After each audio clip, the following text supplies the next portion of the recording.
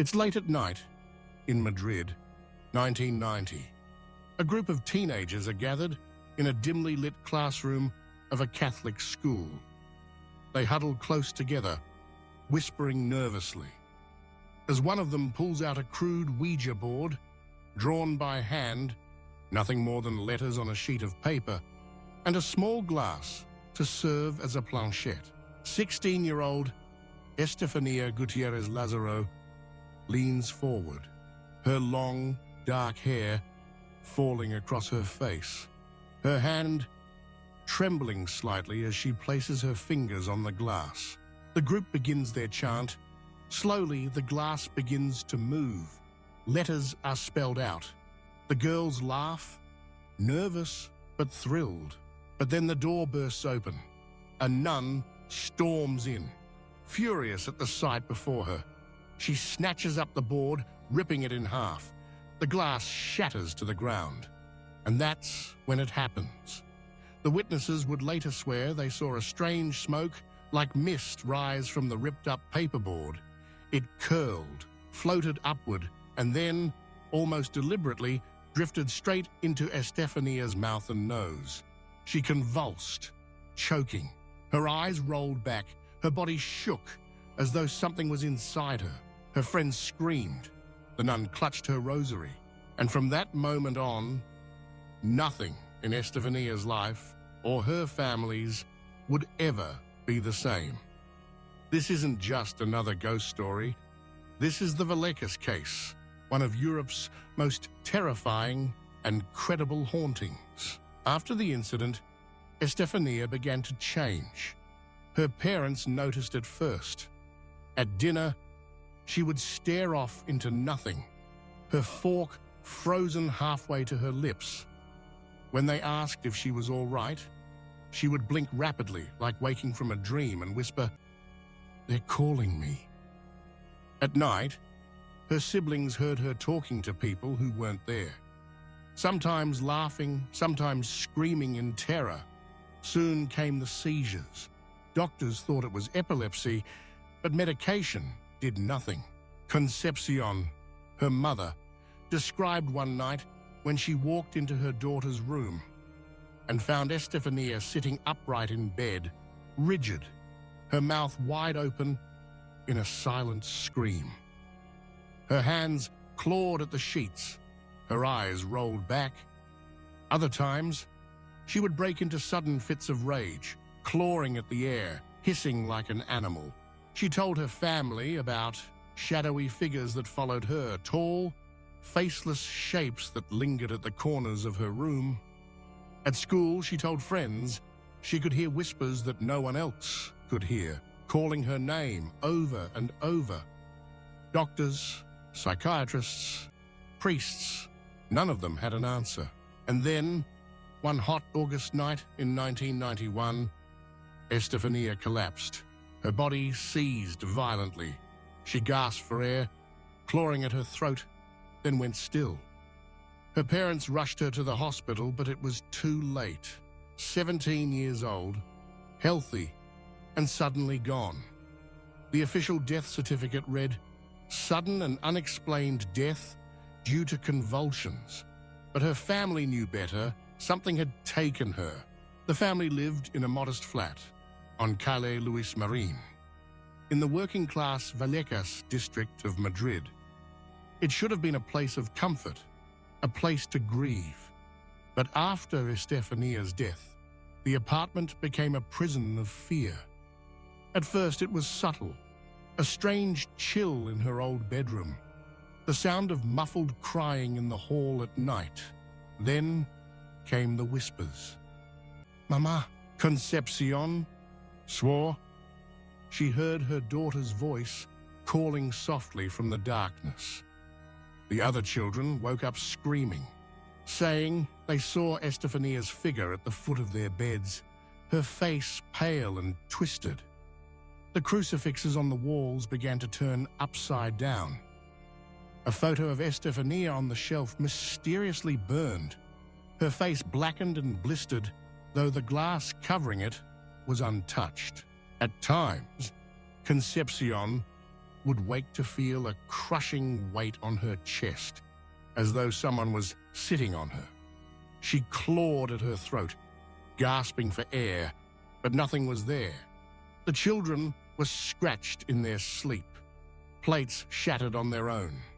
The family dog barked endlessly at a corner of the living room, refusing to enter. Every night became a new nightmare. By the fall of 1992, the activity had reached a terrifying peak. The children described seeing a cloaked, a faceless man standing in the hallway, unmoving, watching. Doors slammed so violently the frames splintered. Heavy furniture scraped across the floor by unseen hands. One night, Maximo, the father, swore he saw his daughter's bedroom door open slowly on its own, and inside, a dark figure crouched on the ceiling. When he flicked on the light, it vanished. Another evening, their youngest son screamed in terror as the bedsheets were ripped away from him by invisible hands, leaving him exposed and trembling. The family had stopped sleeping. They huddled together in one room at night, crucifixes clutched in their hands, waiting for dawn. Neighbors began to talk. Some claimed they heard strange banging from the apartment. Others swore they saw shadowy figures moving across the windows at night. But the worst was yet to come. On November 27, 1992, just after midnight, the Gutierrez family broke down and called the police. When the officers arrived, they expected hysteria. Maybe domestic trouble, maybe someone losing their mind from grief. But what they walked into was something they could never explain. The moment they stepped inside, they felt it. A heavy, oppressive atmosphere. The flat was freezing, though the heat was on full. Suddenly, a loud bang shook the hallway closet. The officers drew their weapons, flung open the door, and found nothing. Then, right before their eyes, a heavy wooden armoire began to shudder violently. One officer shouted, pointing to a crucifix on the wall, had twisted upside down. The Christ figure hung inverted. As they moved into the main bedroom, all four officers froze. From the empty darkness, they heard it, a deep, guttural growl. It rumbled through the room, vibrating in their chests. One officer later described it as the sound of a large animal, but no animal was there. They also reported seeing a strange brown slime seeping down the walls, leaving a stench of rot. In the living room, a table levitated an inch before slamming back down. And then came the final horror. A loud crash echoed from Estefania's old bedroom. When they opened the door, they found the burned photo of her face smashed onto the floor. The officers, hardened men with years on the force, admitted they were terrified. That night, they filed an official report documenting the events. It remains one of the only police reports in Europe to acknowledge a haunting. The haunting continued for months. Scratches, voices, cold winds. But slowly over the next year, the activity lessened. Some say Estefania's spirit finally moved on. Others believe whatever dark force had entered the home simply grew bored or found another victim. The family never recovered. To this day, Concepcion insists her daughter's death brought something into their home, something that should never have been summoned. The Vallecas Case became infamous in Spain. Documentaries, interviews, paranormal investigations. Neighbors still refuse to live in that apartment, claiming they hear strange noises inside, even when it sits empty. And through it all, the official police report stands as chilling proof that something beyond explanation really did happen there. So now I'll ask you, what do you believe? Did Estefania's spirit linger after death, reaching for her family from the other side? Or did something far darker take root in that apartment, hiding behind the mask of a teenage girl? One thing is certain. If even the police say they saw the impossible, then who are we to doubt it? And if this story kept you awake tonight, staring into the dark corners of your room, wondering what might be waiting there, remember, this happened to an ordinary family in an ordinary home in a city just like yours. It could happen to anyone.